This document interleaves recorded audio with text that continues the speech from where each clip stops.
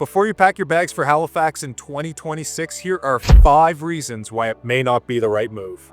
Welcome back to another video on the Living in Halifax channel. I'm Tom Moore, your host, a realtor here in Halifax. And before we get into those 5 things that might make you not want to move to Halifax, just wanted to go over some resources for you if you are thinking about it. We've got a few downloadable guides, a in-depth neighborhood guide, as well as a buyer relocation guide. We've got custom home searches built out, as well as a all-inclusive ChatGPT bot that you can basically ask any questions that might have popped up on this channel that I've answered previously. And of course, if you're looking to get a hold of me, there's a little Zoom link there to set up a meeting, as well as my phone number and email if that's easier for you. But without further ado, let's hop into the video. So reason number 1 is going to be the housing competition around the Halifax areas.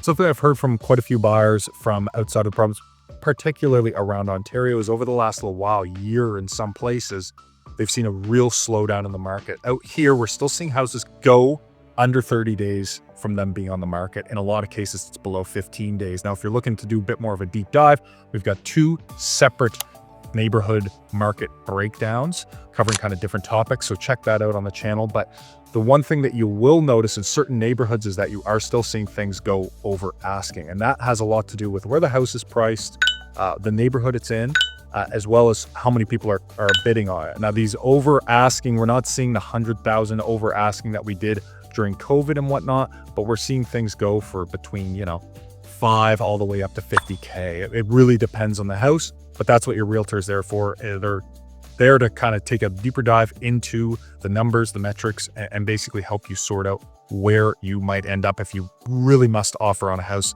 that's going to be going into multiple offers. However, personal, anecdote here, I haven't had too many competition buyers recently where we've had to compete against other buyers. So it really depends on the house and it really depends on the neighborhood. Okay, so reason number 2 is going to be weather. Now, Halifax, surprise, surprise, is located in Canada. So that means we do get all 4 seasons. And quite frankly, over the last couple of years, the seasons have been getting a little mixed around, I would say. We've got seemingly long winters, much hotter summers. This summer, it started off really rainy, and we have had hardly any clouds or rain for the last month and a half or 2 months, and we're in the start of September right now. So summer is extending in through September. I consider September and even parts of October to almost be summer. Fall rolls around in October. You start to see the leaves falling in September, but the temperatures still remain relatively high. Then you roll into the winter. We get our first snowfall end of November, early to mid-December. And then we get some decent snow kind of in January, February, sometimes March. And then spring rolls around, and we typically have a bit of a rainy spring. So we do experience all 4 seasons here. Those winter months can be long. It's all about basically finding things to do around town. I've got a few videos on, living in Halifax in the winter and things like that. But it's important that you understand that those winter marks, they're dark, they're long, and then the summertime's hot and honestly great weather out here. So that's been a nice little change. All right, reason number 3 is going to be that Halifax, although it is a growing city, is still lacking in certain areas. Main areas we are lacking in, I would say, would be higher end retail. So we don't have Gucci, Prada, things like that. I guess we have a Rolex store, which is nice. And you have IKEA and some other brands that you would see in most other medium-sized cities, but we don't have those ultra high-end spaces. Second thing would be flights. The Halifax International Airport, honestly, is a great airport, and we're slowly expanding our direct flights, particularly to Europe, but we still do not have that same reach as some of those other major cities might, like Toronto or Montreal. WestJet has been making a really big push out here, as well as Porter over the last couple of years. So we are starting to see direct flights to Spain, Scotland, Britain, and Frankfurt, and a couple other places, but still something to think about. If you are a ski bum, Halifax really doesn't have too much in the way of skiing. You've got Wentworth Ski Hill, which is about an hour and a half away. So my friends like to go, and for the smaller hill, you've obviously got Martok, which is about 40 minutes away. And then the final thing is we don't have those ultra high-end transit systems. We've got buses, we've got ferries, but we don't have things like light rail, subway, anything like that. So that's another factor to consider before you make the move here.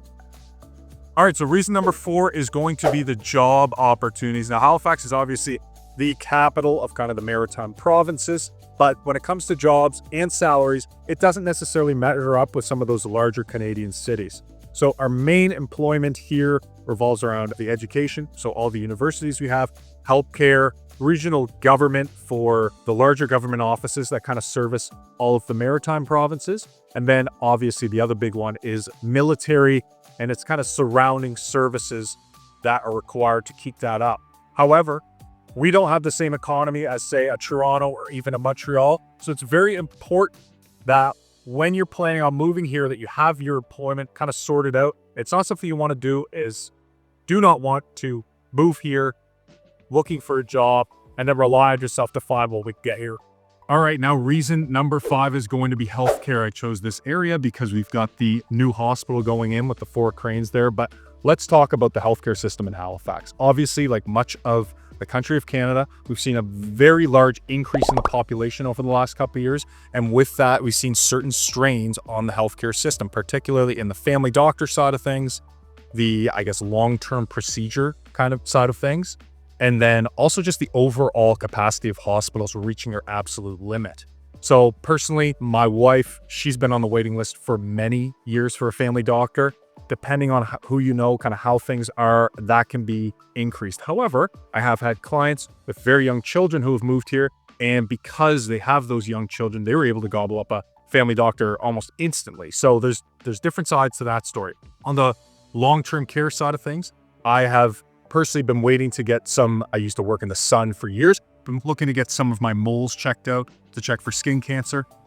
Waiting for a dermatologist for basically a year. So when you have these long-term procedures that are not urgent, those wait times can be significantly longer. And quite frankly, we're seeing some people here looking at going overseas, not necessarily in the States where you got to give away your firstborn to get a procedure done, but places in Europe, places down south, things like that, where you're able to kind of pay to play, essentially. There's also some private care options more locally and in some of the other provinces. So it really depends on what you're looking for, but there are options. And quite frankly, the wait times for some of those procedures can be quite long.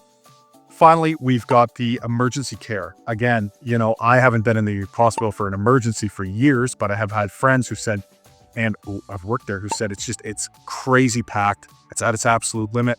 Reason I'm here, obviously, is because we've got the brand new hospital going in behind me here. So that's going to greatly increase capacity. Also, particularly in Halifax, we've had the new outpatient clinic be completed in the last year or two, I want to say. So I'm sure that's helping alleviate some of that stuff that's out in Bears Lake there. But overall, the healthcare system is still in flux. It needs more improvement. The investment is coming, but like anything, when something breaks, the government, everybody needs time to kind of fix it. And we're slowly starting to see those changes, but that's something to definitely consider before going ahead. Well, folks, hope you enjoyed that quick video on the 5 reasons not to move to Halifax in 2026. But if you still are, then be sure to check out some of those free resources right in the description below. Once again, I am Tom Moore, and if you're thinking about making a move here, or if you're thinking about selling your house, then feel free to reach out. My contact is in the information below. We'll see you in the next video. Have a great day.